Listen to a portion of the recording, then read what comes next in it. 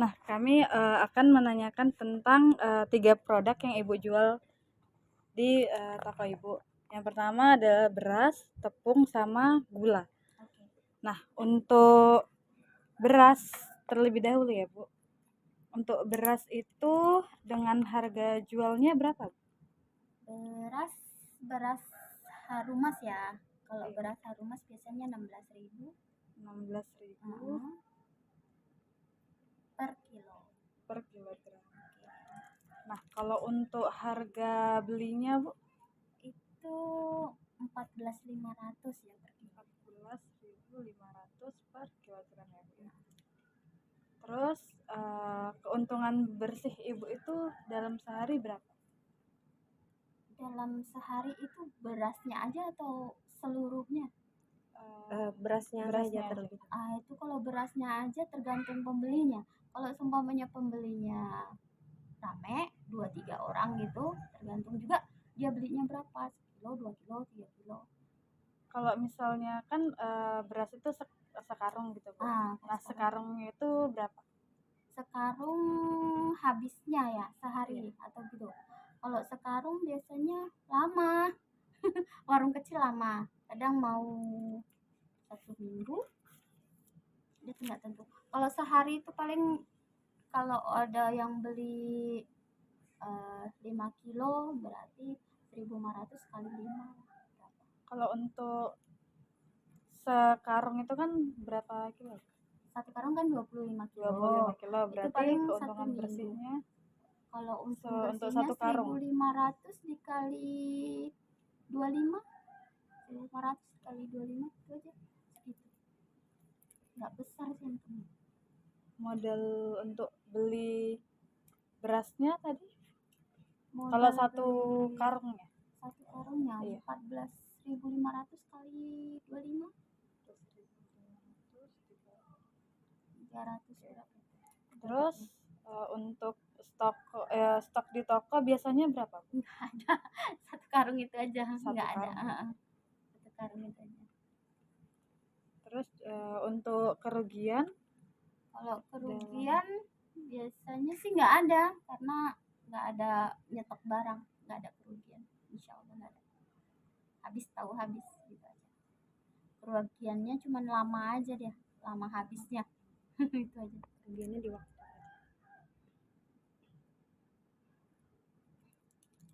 Terus untuk tepung.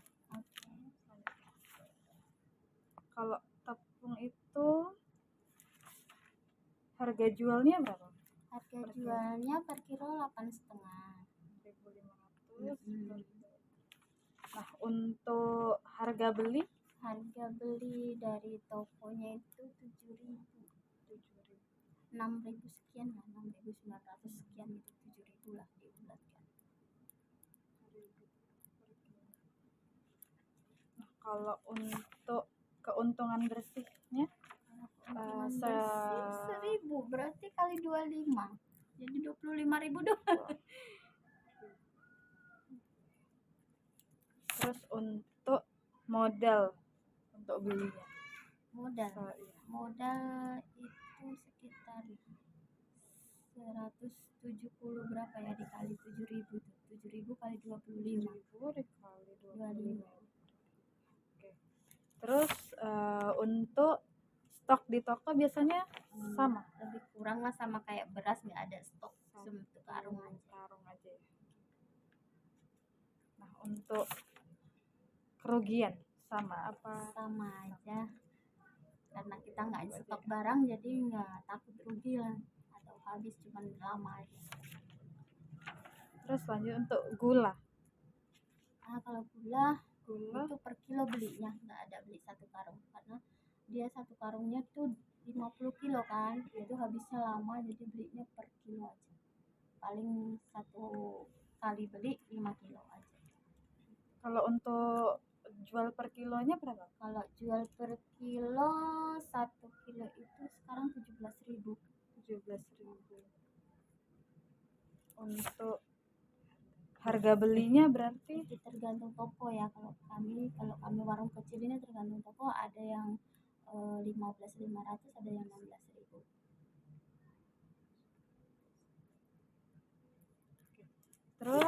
Selanjutnya untuk keuntungan bersih dari gula berapa?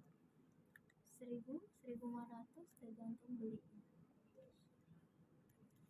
Selanjutnya ada modal untuk belinya Modal segitu juga tadi 14 berapa tuh? 15.500. Iya. Dikali 5 ya berarti? Iya, dikali 5. Satu hari lah itu. Karena 1 hari habis. Untuk stok di toko biasanya Nggak ada 5 cuma 5 kilo. kilo aja. 5 kilogram. Dan untuk kerugian biasanya Makan semut. itu biasanya berapa? Nggak ada sih, nggak pernah sih tahu habis.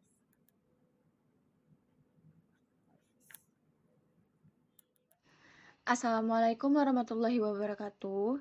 Jadi dari video yang telah teman-teman saksikan sebelumnya, itu adalah hasil wawancara kelompok 3 yang telah kami lakukan di Kampung Sukadamai, Sungai Beduk, untuk di mana nantinya akan kami jabarkan dalam bentuk soal dengan penyelesaian metode 2 fase. Jadi mari kita simak pembahasannya. Baik, yang pertama itu ada pengertian metode fase, di mana metode 2 fase atau two-phase method merupakan salah satu pendekatan yang digunakan untuk menyelesaikan masalah program linear, terutama ketika solusi awal visible tidak tersedia. Masalah semacam ini biasanya terjadi pada program linear dengan kendala yang memiliki ketidaksamaan atau persamaan yang memerlukan variabel artifisial. Dalam situasi seperti ini, metode simplex standar tidak dapat langsung diterapkan. Sesuai dengan namanya, metode 2 fase, di mana metode ini memiliki 2 tahap, yaitu tahap pertama yang merupakan proses optimasi variabel buatan. Variabel buatan sebenarnya tidak ada, hanya ada di atas kertas. Sehingga, tahap pertama ini dilakukan untuk memaksa variabel buatan bernilai 0. Lalu ada tahap kedua, di mana proses optimasi variabel keputusan, yaitu memaksimumkan fungsi tujuan Z yang sesungguhnya dimulai dari suatu pemecahan dasar yang visible, baik membuat vektor buatan dengan nilai variabel pada tingkat 0 atau tidak membuat vektor buatan sama sekali. Selanjutnya yaitu perhitungan metode 2 fase dari hasil wawancara sebelumnya yang akan dijelaskan oleh Firda. Nah, berikut ada soal cerita hasil dari wawancara yang sudah kami lakukan. Sebuah toko kelontong ingin meminimalkan modal pembelian barang untuk memenuhi kebutuhan stok yang tersedia. Barang yang dijual oleh toko tersebut meliputi beras, tepung, dan juga gula. Berikut adalah informasi terkait barang-barang tersebut. Yang pertama, beras dengan harga beli 14.500 per kilogram. Kapasitas stoknya 1 karung 25 kilogram. Yang kedua, tepung dengan harga beli 7.000 per kilogram. Kapasitas stoknya 5 kilogram. Yang ketiga, ada gula dengan harga beli 15.500 per kilogram. Kapasitas stoknya 1 karung 25 kilogram. Toko ingin memperoleh keuntungan bersih minimal sebesar 70.000 dengan tidak mengalami kerugian. Keuntungan per kilogram dari masing-masing barang yaitu 1.500 per kilogram. Pertanyaannya, berapa jumlah masing-masing barang dalam kilogram yang harus dibeli toko tersebut agar total modal pembelian 14.500 untuk beras, 7.000 untuk tepung, dan 15.500 untuk gula seminimal mungkin dengan tetap memenuhi batasan stok dan keuntungan minimal. Nah, berikut penyelesaiannya. Ada beberapa langkah. Yang pertama, mendefinisikan variabel terlebih dahulu. X1 merupakan jumlah beras, X2-nya jumlah tepung, dan X3-nya jumlah gula. Lalu, langkah kedua, kita menentukan fungsi tujuan. Min Z sama dengan 14.500 X1 ditambah 7.000 X2 ditambah 15.500 X3 ditambah 0 S1 ditambah 0 S2 ditambah 0 S3 ditambah dengan artifisial 1 dan sulfurus 1. Langkah yang ketiga, Kapasitas stoknya X1 kurang dari 25, X2 kurang dari 5, dan X3 kurang dari 25. Yang kedua, keuntungan minimalnya 1.500 untuk X1 ditambah 1.500 X2 ditambah 1.500 X3 lebih besar dari 70.000. Yang ketiga, non-negativitas, yaitu X1, X2, dan X3 lebih besar dari 0. Nah, langkah yang keempat, untuk menyesuaikan metode simplex, kita ubah ketidaksamaan menjadi persamaan dengan variabel slack yang kita tulis S, surplus kita tulis U, dan artifisial kita tulis A. Batas stok menjadi X1 ditambah S1 sama dengan 25, X2 ditambah S2 sama dengan 5, X3 ditambah S3 sama dengan 25. Lalu, keuntungan minimal menjadi 1.500 X1 tambah 1.500 X2 ditambah 1.500 X3 dikurang surplus 1 ditambah artifisial 1 sama dengan 70.000. Lalu, dapat kita tuliskan tabel awal sebagai berikut. Selanjutnya, dari tabel di atas, langkah pertama menentukan living variable atau variabel keluar dengan memilih nilai kanan yang memiliki angka terbesar. Karena angka tersebar pada baris S1, maka baris S1 adalah pivot dan baris S1 adalah variabel keluar. Selanjutnya, menentukan variabel masuk. Rasio dihitung dengan membagi angka dari baris Z dengan living variabel keluar yang bersesuaian dan pilih rasio yang terkecil. Abaikan rasio yang memiliki tanda negatif atau angka 0. Rasio pembagian dari baris Z dengan baris pivot terkecil adalah 25/1. Maka kolom X1 adalah kolom pivot dan X1 adalah variabel masuk. Elemen pivot adalah 1. Lalu, dapat kita tulis kembali tabelnya seperti ini. Selanjutnya, langkah yang kedua yaitu menentukan baris pivot baru. Dengan cara baris pivot baru sama dengan baris pivot lama dibagi elemen pivot. Dapat kita buat tabel seperti sebelumnya.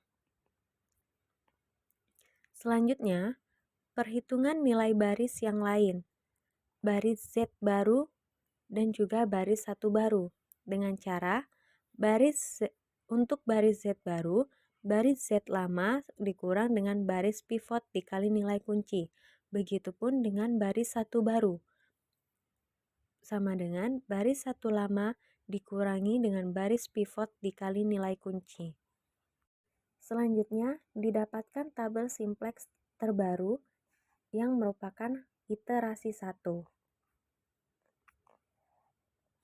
Nah, belum sampai di situ, kita harus lanjut ke iterasi yang kedua, karena Z di situ belum 0 atau belum bernilai positif. Jadi kita harus melanjutkan ke iterasi yang kedua. Langkahnya sama. Yang pertama, menentukan living variable. Nah, sudah kita temukan living variable tersebar pada baris S2, maka baris S2 adalah pivot dan baris S2 adalah variabel keluar. Lalu, kita tentukan juga variabel masuk. Setelah ketemu, yaitu 5/1 berada pada X2, jadi X2 adalah kolom pivot dan X2 adalah variabel masuk. Elemen pivotnya adalah 1. Seperti ini tabelnya. Lalu, kita masuk ke langkah yang kedua. sama, yaitu menentukan baris pivot baru dengan baris pivot lama dibagi dengan elemen pivot. Dapat kita tulis kembali tabelnya seperti ini. Lalu,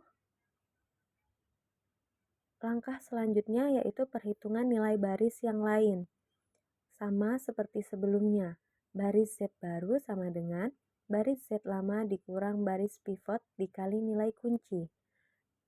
Nah, tetapi baris yang selanjutnya yaitu baris kedua baru sama dengan baris 2 lama dikurang baris pivot dikali nilai kunci. Nah, didapatkanlah tabel simplex baru yaitu iterasi yang kedua. Nah, dari tabel simplex yang baru iterasi kedua ini, karena Z itu belum maksimal, belum optimal, dikarenakan dia masih ada nilai negatifnya, jadi akan diteruskan ke langkah iterasi yang ketiga, yang akan dijelaskan oleh Putri. Simak video selanjutnya. Langkah 1. Yang pertama adalah menentukan leave-in variabel atau variabel keluar dengan memilih nilai kanan yang memiliki angka terbesar. Karena angka terbesar pada baris S3, maka baris S3 adalah pivot dan baris S3 adalah variabel keluar. Selanjutnya, menentukan variabel masuk. Rasio dihitung dengan membagi angka dari baris Z dengan leave-in variabel atau variabel keluar yang bersesuaian dan pilih rasio yang terkecil. Abaikan rasio yang memiliki tanda negatif atau angka 0.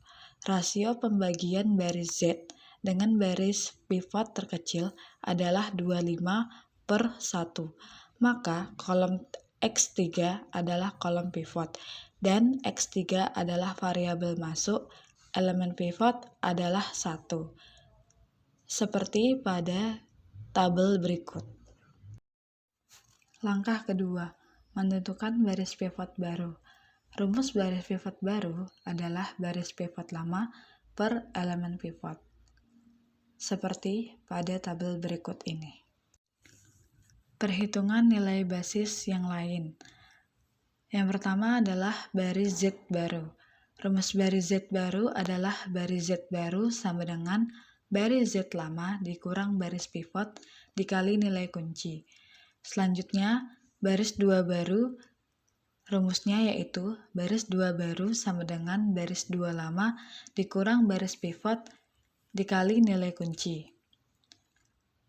Didapatkan tabel simplex baru, yaitu iterasi 3 seperti pada tabel berikut.